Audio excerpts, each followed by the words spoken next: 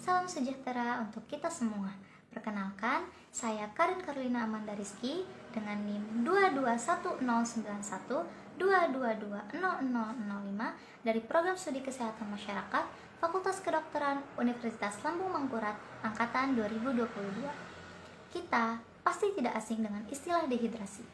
Meskipun begitu, dehidrasi kerap dianggap sebagai masalah yang sepele.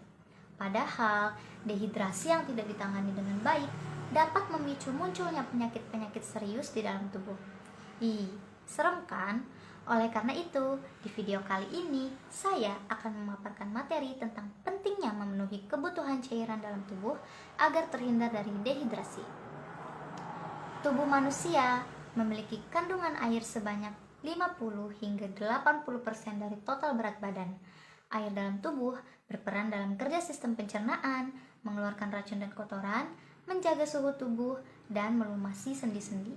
Oleh karena itu, kebutuhan cairan dalam tubuh harus selalu tercukupi agar tidak mengganggu kerja organ. Kekurangan cairan dalam tubuh dapat mengakibatkan dehidrasi.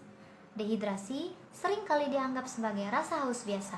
Padahal, jika tidak diatasi dengan baik, dehidrasi dapat berkembang menjadi penyakit yang lebih serius, seperti merusak fungsi ginjal dan meningkatkan risiko terkena batu ginjal. Definisi dehidrasi. Dehidrasi adalah sebuah kondisi di mana tubuh kehilangan lebih banyak cairan daripada yang diterimanya. Kondisi ini dapat menyebabkan terganggunya fungsi organ karena tubuh membutuhkan banyak cairan agar organ-organ di dalamnya dapat berfungsi dengan baik. Penyebab dehidrasi. Dehidrasi dapat terjadi pada saat asupan cairan dalam tubuh tidak terpenuhi atau cairan yang keluar dari tubuh lebih banyak dibandingkan dengan cairan yang masuk. Cairan tubuh dapat terbuang saat muntah, buang air kecil, berkeringat, dan diare. Selain itu, aktivitas fisik, cuaca, dan makanan juga bisa mempengaruhi seberapa parah dehidrasi yang terjadi. Faktor risiko dehidrasi. Setiap orang bisa mengalami dehidrasi. Akan tetapi, ada orang-orang yang lebih berisiko mengalaminya, yaitu yang pertama, bayi dan anak-anak, yang kedua lansia, yang ketiga atlet, yang keempat orang yang berolahraga di tempat yang lembab dan panas, yang kelima pengidap diare dan muntah, yang keenam pengidap demam, ketujuh orang yang berada di ketinggian tertentu, yang kedelapan ibu hamil dan menyusui, yang kesembilan pengidap masalah kesehatan kronis, dan yang kesepuluh orang-orang yang mengidap masalah kesehatan tertentu. Selanjutnya, gejala dehidrasi. Rasa haus yang berlebihan dan perubahan warna urin yang menjadi kuning pekat dan gelap menjadi dua gejala utama terjadinya dehidrasi. Tanda ini sebenarnya adalah upaya yang dilakukan oleh tubuh untuk meningkatkan konsumsi cairan sekaligus mengurangi pembuangan cairan yang lebih banyak lagi dari dalam tubuh. Bergantung pada sebanyak apa cairan yang hilang, gejala dehidrasi dapat dikelompokkan menjadi dua kategori, yaitu yang pertama, dehidrasi ringan hingga sedang. Saat mengalami dehidrasi pada tahapan ringan hingga sedang, seseorang bisa mengalami gejala berupa rasa haus, urin yang berwarna kuning gelap atau pekat, frekuensi dan volume buang air kecil mengalami penurunan, mulut terasa kering dan lengket, menjadi lebih mudah mengantuk dan mudah lelah, sering sakit kepala dan kesulitan berkonsentrasi, mengalami kram otot, tubuh demam, sulit buang air besar atau sembelit. Yang kedua, dehidrasi berat. Sementara itu, seseorang yang mengalami dehidrasi berat akan menunjukkan gejala-gejala sebagai berikut.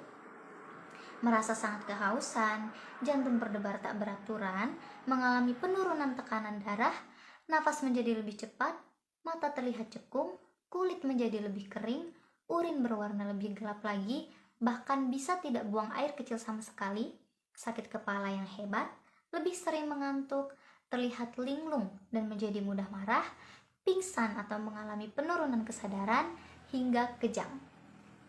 Pencegahan dehidrasi. Langkah pencegahan paling utama yang bisa dilakukan adalah dengan memenuhi asupan cairan harian tubuh. Selain air mineral, memenuhi kebutuhan cairan tubuh dengan mengonsumsi infused water atau sparkling water dapat dilakukan.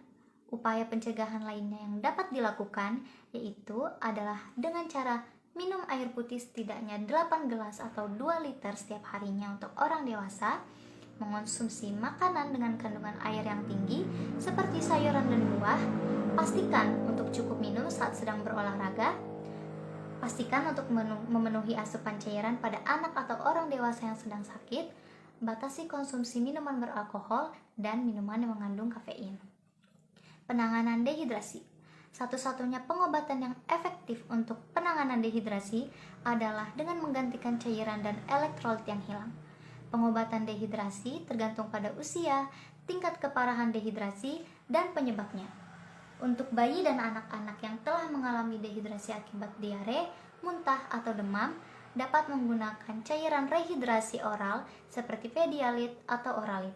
Pedialit mengandung air garam dalam dosis tertentu untuk memenuhi kebutuhan cairan dan elektrolit.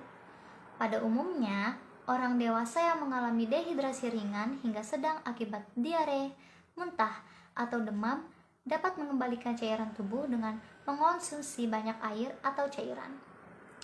Untuk anak-anak dan orang dewasa yang mengalami dehidrasi berat harus segera ditangani oleh tenaga medis karena mereka membutuhkan garam dan cairan melalui pembuluh darah agar dapat dengan cepat dan mempercepat pemulihan. Baiklah, kesimpulan dari pemaparan tadi dapat disimpulkan bahwa dehidrasi itu bukanlah masalah kesehatan yang bisa dianggap sepele, karena apabila tidak ditangani dengan baik, dehidrasi dapat menyebabkan masalah-masalah kesehatan yang lebih serius. Oleh karena itu, penting untuk memenuhi kebutuhan cairan dalam tubuh dengan cara minum air putih setidaknya 8-12 gelas sehari dan diberikan penanganan yang tepat apalagi saat muncul gejala-gejala dehidrasi. Sekian yang dapat saya sampaikan.